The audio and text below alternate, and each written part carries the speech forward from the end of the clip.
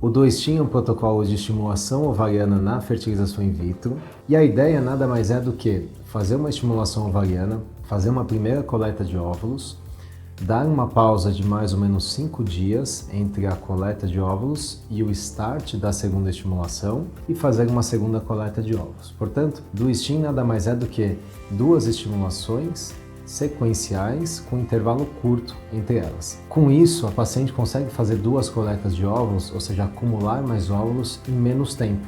E essa é a principal indicação do 2-STIM. O protocolo de estimulação não muda muito em relação a uma estimulação tradicional de fertilização in vitro. Nós utilizamos os mesmos medicamentos para estímulo do ovário e para bloqueio da hipófise, para não ovular antes da hora. E a maturação dos óvulos, em geral na primeira fase do 2-STIM, é feita com um agonista do GnRH, que é um medicamento que matura os óvulos, mas não perpetua o ciclo menstrual por muitos dias, ou seja, logo depois da coleta, mais ou menos 5 dias depois, a paciente menstrua, no momento que você pode reiniciar a segunda estimulação.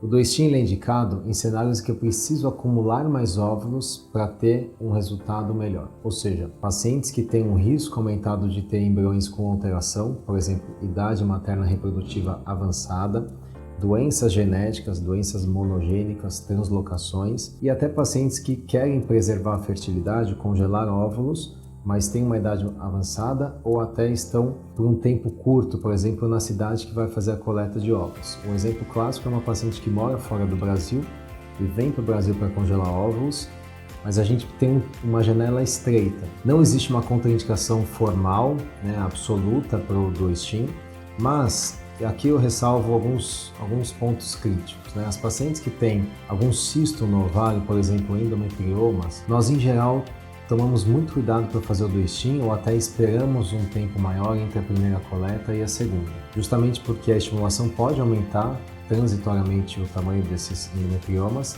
e causar um risco maior, principalmente na segunda coleta, um risco de perfuração e até de infecção.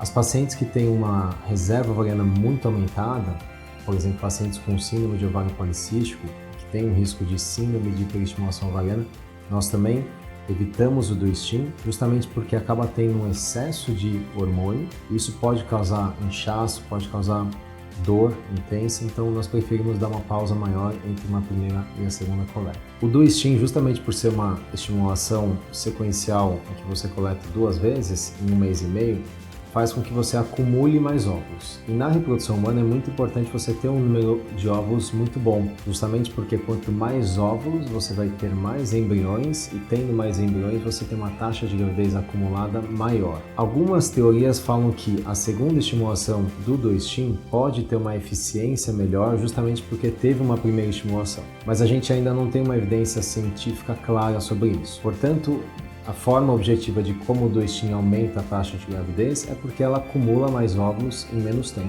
Isso pode ser feito também com 2 ciclos de fertilização, com um intervalo maior entre a primeira e a segunda coleta. Caso você tenha alguma dúvida sobre esse tema, nós da Vida Bem-vinda estamos aqui para te acompanhar nesse momento tão importante. Um abraço e até o próximo vídeo.